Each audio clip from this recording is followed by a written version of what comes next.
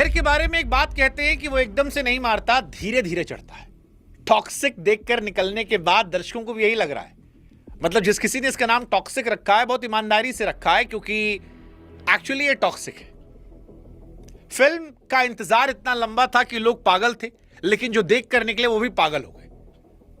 वो कह रहे हैं भैया क्या दिखाए हो और क्यों दिखाए हो। हालांकि फिल्म की शुरुआत बड़ी शानदार होती है, लार्जर देन लाइफ, क्योंकि पहले ही सीन में समझ में आता है कि, हालांकि ट्रेलर देख के समझ में आ गया था यार कोई सीधी सादी फिल्म नहीं है, ये आदमी खून से खेलने वाला है, प्यार को हथियार बनाने वाला, इतनी सारी हीरोइन से मजा आएगा। और इसीलिए हर आदमी यश को देखने गया था, उनके साथ एक्स्ट्रा जो हीरोइन थी उनको देखने गया था। और ये देखने गया था कि वो जो केजीएफ का फीवर पूरे देश को चढ़ा था, क्या वैसा ही फीवर टॉक्सिक से आएगा। लेकिन इस पिक्चर को देखने के बाद आपको लगता है कि यश तो है, पिक्चर नहीं है। और इसी वजह से शायद इस फिल्म को देखने के बाद लोगों को बुखार की दवा, सर दर्द की दवा खानी पड़ रही है। इसीलिए शायद क्रिटिक्स इसे 1 से 1.5 स्टार तक दे रहे हैं। हालांकि एक सच ये भी है कि पहले ही दिन जनता ने 100 करोड़ का रास्ता खोल दिया। तो पिक्चर को भले 1.5 स्टार मिले, पैसा 100 करोड़ कमाई है। और यही टॉक्सिटी कहानी है। मतलब जो अंदर जा रहे हैं वो लंबी लंबी कतार में जा रहे हैं, और जो बाहर निकल रहे हैं वो मुंह लटका के निकल रहे हैं। वो कह रहे हैं भाई साहब पता नहीं क्या है, खोदा पहाड़ निकली चुहिया। हालांकि ये फिल्म आपको ना पूरी तरह पसंद आती है ना पूरी तरह नफरत होती है। आपके मन में सवाल ये आता है कि यार इतना बड़ा मौका था, इतने बड़े कैनवस पर, क्या यही कहानी होनी चाहिए थी। मतलब आज हम आपको पिक्चर कहानी नहीं बताएंगे, लेकिन बिना स्पॉइलर के थोड़ा सा समझा देते हैं। यश का डबल रोल है, 5 हीरोइन है, और उसके बाद भी 3.25 घंटे में लोगों का दिमाग खराब हो रहा है। अब आप कहेंगे भाई साहब थिएटर फिर क्यों भरा है जब रिव्यू गिर गए हैं। अरे भाई लोग पागल होते हैं अपने स्टार के लिए। कुछ बड़े एक्टर्स की फिल्में लोग पहले दिन देखने आते हैं, और वही यहां भी रहा है। लेकिन वहां पर टॉक्सिक का जहर आपको परेशान करता है। इस फिल्म की कहानी की बात की जाए तो अगर थोड़ी सी कहानी बताऊं, 1940 के आसपास का गोवा है, और यह पुर्तगाल के आखिर दिनों वाला गोवा है, जहां ड्रग्स से कारोबार पर गैंग से कब्जा है, सर्कस है, खून की नदी है। गंदे चमकदार संसार का राजा है राया। और राया सिर्फ गैंगस्टर नहीं है, वो आदमी है जो सब कुछ अपना मानता है। शहर अपना, औरत अपनी, वफादारी अपनी, और साथ में बहन गंगा, नयनतारा, जो सिर्फ बहन नहीं है उसका कवच है। घर वाले पीछे पड़े हैं, शादी कर लो। और भाई साहब का दिल अटक जाता है सर्कस में करतब दिखाने वाली नादिया पर, कियारा आडवाणी पर, जिनको लेकर ऑलरेडी बहुत सारा कांड सोशल मीडिया पर हो चुका है। फिर परिवार में धोखा होता है, पुराने हिसाब खुलते हैं, और परत खुलती है बाप बेटे की। यश बेटा बन के भी आते हैं। अब बाप जितना ठंडा, बेटा उतना जंगली, और यहीं से गैंग वॉर शुरू होता है। अब आइडिया सुनने में कड़क लगता है कि भाई साहब क्या बढ़िया कहानी बनाई जा सकती है, लेकिन मसला यही है कि उसको उस तरह बनाया नहीं गया। इसमें है तो सब कुछ, खून है, रोमांस है, सेक्स है, सब दिया गया है, लेकिन सब सही सलीके से नहीं दिया गया, और यही इसमें गड़बड़ होता है। फिल्म इस कहानी में इतने किरदार भर देती है, इतनी तेज भागती है कि थोड़ी देर बाद आपको समझ ही नहीं आता कि चल क्या रहा है, कौन किसका आदमी है। किरदार आते हैं, गोली चलाते हैं, कोई मर जाता है, कोई बिना मरे आगे बढ़ जाता है, कहानी बढ़ती रहती है, और दर्शक सोचता है सर पकड़ के कि भाई साहब इतना टॉक्सिटी क्यों, हो क्या रहा है। मतलब यही इस फिल्म का सबसे कमजोर प्लॉट है कि आपको समझ में ही नहीं आता पिक्चर देख के कि क्या देख रहे हैं, और फिर सवाल आता है क्यों देख रहे हैं। हालांकि यश जब आते हैं तो स्क्रीन चमकती है, ये सच है।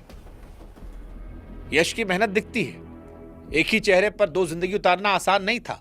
राया की खामोशी डराती है, बॉडी लैंग्वेज, आंखें, सिगरेट, सब शानदार है। बाप बेटा जब आमने सामने आते हैं तब भी जबरदस्त आता है। मतलब ये इस फिल्म का सबसे ईमानदार और सबसे डरावना हिस्सा है। आधे टिकट का पैसा यही वसूल होता है। जो लोग टॉक्सिक में केजीएफ वाले रॉकी भाई को ढूंढने जाएंगे, उन्हें थोड़ा बहुत यश मिलेगा। कियारा की बात करें तो उनके चेहरे पर गम है, जुनून है, बेचैनी है, और जिन्होंने बनाया है उन्होंने टॉक्सिक प्यार की कहानी बनाई है, साफ सुथरा रोमांस नहीं है। ये दोनों एक दूसरे को बचाते हैं, डुबाते हैं। नयनतारा की अगर बात की जाए, वो पर्दे पर आती तो लगता है कुछ बड़ा होगा, पर दिक्कत ये कुछ होता ही नहीं है। एक्ट्रेस अच्छी हैं, बट इनको बहुत कुछ दिया नहीं गया है, और यही शिकायत पूरी फीमेल कास्ट की है, चाहे तारा हो, हुमा हो, रुक्मनी हो।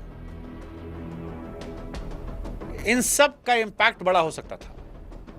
इन सब का रिश्ता राया से अलग है। कोई होने वाली बीवी, कोई दुश्मन खेमे की, कोई पुराना सहारा, पर सबका काम एक है, राया के इर्द गिर्द, यानी यश के इर्द गिर्द घूमना। उनकी अपनी कहानी नहीं है। 5 बड़ी एक्ट्रेस को लेकर भी कहानी एक आदमी की रही और यहीं से आधी पिक्चर मर गई। वही कहानी ओल्ड स्कूल वाली, गैंगस्टर की नजर से दुनिया देख रही है और यही सबसे बड़ी इसकी विडंबना है।